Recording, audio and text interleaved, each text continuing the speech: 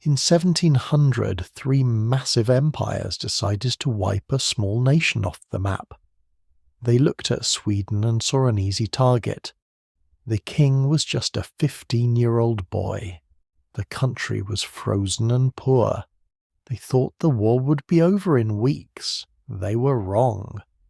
Instead of surrendering, that teenage boy led an army of religious fanatics into the blizzard.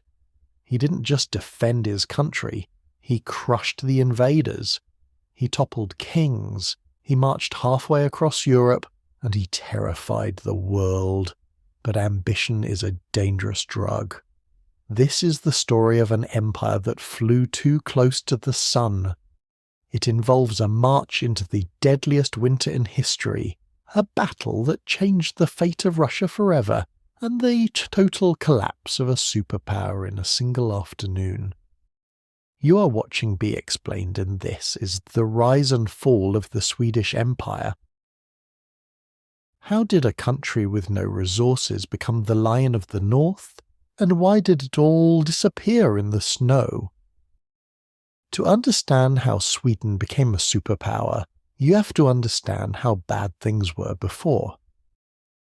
In the early 1600s, Sweden was poor. It was cold. It was surrounded by enemies, Denmark to the west, Russia to the east. But in 1611, a 17-year-old boy became king. Gustavus Adolphus. History calls him the father of modern warfare, and for good reason. While the rest of Europe was still fighting in disorganized blobs of mercenaries, Gustavus treated war like a science. He standardized the artillery so it could move fast. He drilled his soldiers until they could fire 3 times faster than the enemy. Most importantly, he created a national army. His men weren't mercenaries fighting for gold. They were Swedish peasants fighting for their king and their god. They were called the Caroleans. Gustavus took this army into the 30 Years' War and smashed the Catholic powers of Europe. At the Battle of Breitenfeld, he destroyed the legendary imperial army. Overnight, Sweden went from a frozen backwater to a great power. Gustavus died in battle, leading a cavalry charge into the fog, but his system survived. For the next 60 years, Sweden bullied Northern Europe. They took control of the most important ports. If you wanted to trade in the Baltic, you paid taxes to Stockholm. But empires built on war have a fatal flaw. You eventually run out of enemies you can beat. By 1700, Sweden controlled Finland, Estonia, Latvia, and parts of Germany. But the neighbours were getting tired of being bullied. A secret alliance was formed to destroy Sweden once and for all. It was a coalition of 3 nations: Denmark, Poland, Lithuania, and Russia. Russia was led by a massive, terrifying giant of a man, Peter the Great. He wanted a window to the sea, and Sweden was standing in his way. The Allies looked at the Swedish throne and saw an opportunity. The new king, Charles XII, was only 15 years old. They thought he was a weak boy. They thought they could tear his empire apart before he even finished puberty. In 1700, they attacked simultaneously on 3 fronts. They expected a quick surrender. What they got was one of the greatest military shocks in history.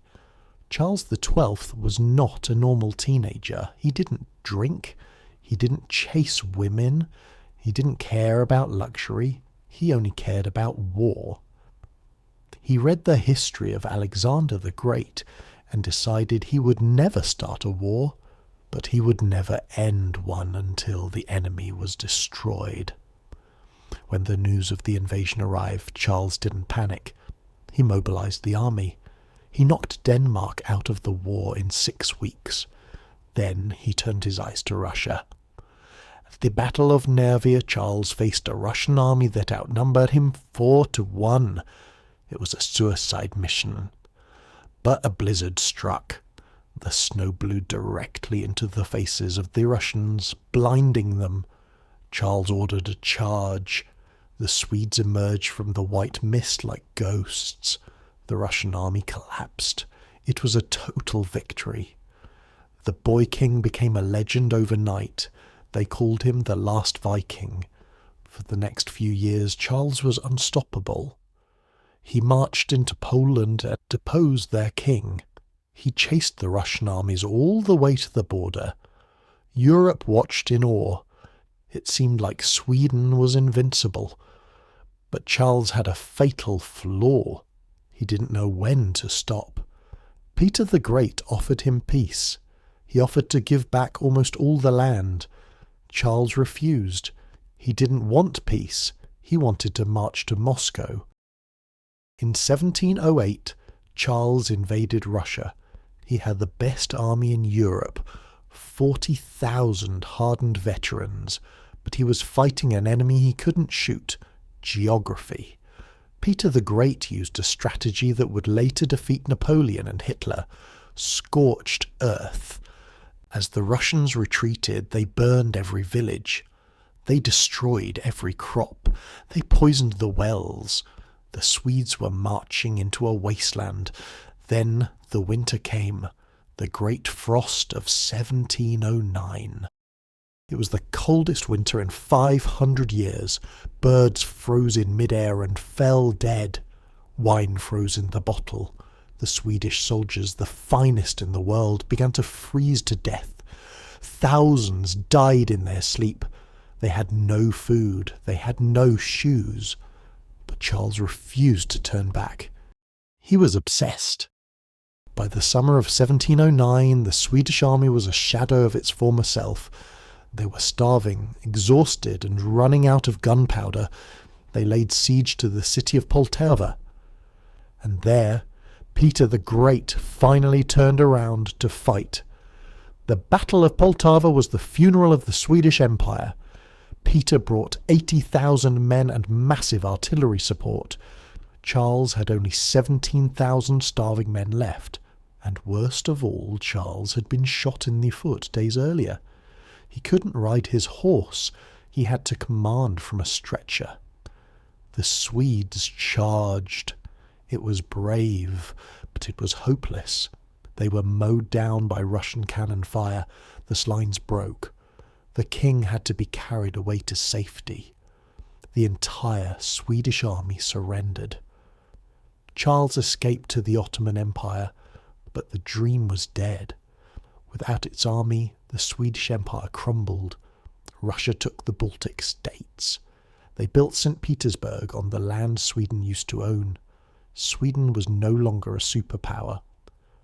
Russia had taken its place. Charles XII eventually returned home, only to die in a meaningless siege in Norway a few years later. With him died the ambition of Sweden. The country was exhausted. They had lost a generation of young men. They were bankrupt. They realized that their population was simply too small to rule an empire. So they made a choice. Instead of trying to reconquer their lost lands, they turned inward.